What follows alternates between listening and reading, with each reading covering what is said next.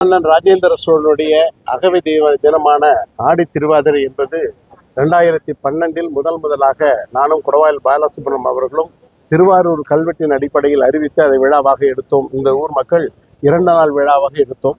அதைத் தொடர்ந்து தொடர்ச்சியாக அந்த விழா நடந்து கொண்டிருக்கிறது. இன்றது அதற்கு முத்தாய்ப்பாக, அதற்கு சிகரமாக நமது இந்திய பிரதமரே கலந்து கொண்டு மிக சிறப்பாக இந்த தொடர்ந்து ஒரு 5 நாள் நடந்த விழாக்கள், கலை விழாக்கள், மற்ற தொடர்ச்சியான பண்பாட்டு விழாக்களை நிறைவு செய்து கிட்டத்தட்ட ஒரு 3.5 மணி நேரம் இந்த கங்கை கொண்ட சோழபுரத்தில் இருந்து பேருரையாற்றி இருப்பது மிக சிறப்பு. அதோடு இல்லாமல் கங்கை கொண்ட ராஜேந்திர சோழன் ஓவியத்தை நாங்கள் பொதுமக்களுக்கு வெளிப்படுத்தி உள்ளோம். இந்த ஓவியம் தீட்டுவதற்காக கிட்டத்தட்ட 5 ஆண்டுகள் நாங்கள் எடுத்துக்கொண்டோம். இந்த ஓவியத்தின் அடிப்படையில் சிலை அமைந்தால் நாங்கள் மகிழ்ச்சி அடைவோம். மாபெரும் சிலை அமைக்கப்படும் என்ற உறுதியை பிரதமர் அழைத்திருக்கிறது என்பது நீண்ட நாள் எதிர்பார்ப்பு.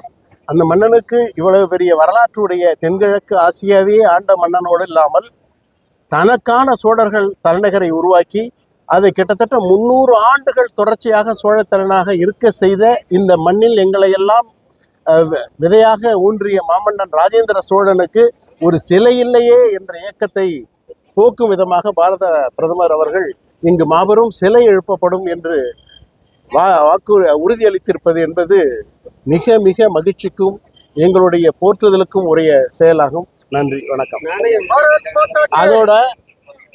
அதோட மிக சிறப்பு, மாமன்னன் ராஜேந்திர சோழன் தென்கிழக்கு ஆசியாவை வென்று இந்து மகா சமுத்திரத்தை முழுமையாக கட்டுப்படுத்தி வைத்திருந்து உலக கடல் வணிகத்தையே தன் கட்டுப்பாட்டில் இருந்த ஒரே மன்னன் உலகத்தில் மாமன்னன் ராஜேந்திர சோழன். அவருடைய அந்த படையெடுப்பினுடைய 1000 ஆண்டு இந்த ஆண்டு தான் 1025 தான் மாமன்னன் ராஜேந்திர சோழன் தென்கிழக்கு ஆசியா மீது படையெடுத்த ஆண்டு. அதனுடைய 1000வது நினைவு கூறும் விதமாக இந்த விழா எடுத்து அதில் மாபெரும் ஒரு 1000 ரூபாய் மதிப்புள்ள நாணயத்தை வெளியிட்டு அவருக்கு மரியாதை செய்திருப்பது, அதுவும் பாரத பிரதமர் கையால் வெளியிட்டு இருப்பது என்பது மிக மிக சிறப்புக்கும் போற்றுதலுக்கும் நன்றிக்கும் செய்யுது. நன்றி, வணக்கம். இது கங்கை கொண்ட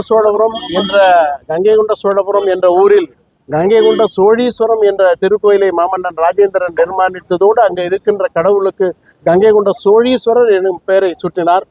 பாரத பிரதமர் குறிப்பிட்டது போல அவரது கையாலை கங்கையிலிருந்து நீரை கொண்டு வந்து எப்படி ராஜேந்திர சோழன் இந்த கோயிலுக்கு குடமுழுக்கு செய்தானோ அதுபோலவே அவர் திருக்கரங்களால் கங்கை நீரை கொண்டு வந்து இங்கு உரைகின்ற கங்கை கொண்ட சோழீஸ்வரருக்கு அபிஷேகம் செய்து வைத்தது என்பது இந்த உலக மக்களுக்கு ஒரு குறிப்பிடத்தக்க செய்தி. அவர் குறிப்பிட்டது போல மற்ற மன்னர்கள் வென்றார்கள், கொள்ளையடித்தார்கள், கொண்டு வந்தார்கள், எது சேர்த்தார்கள். ஆனால் ராஜேந்திரன் இந்த பூமியை வளப்படுவதற்காக கங்கை நீரை கொண்டு வந்தார் என்பது ஒரு குறிப்பிடக்கூடிய செய்தி.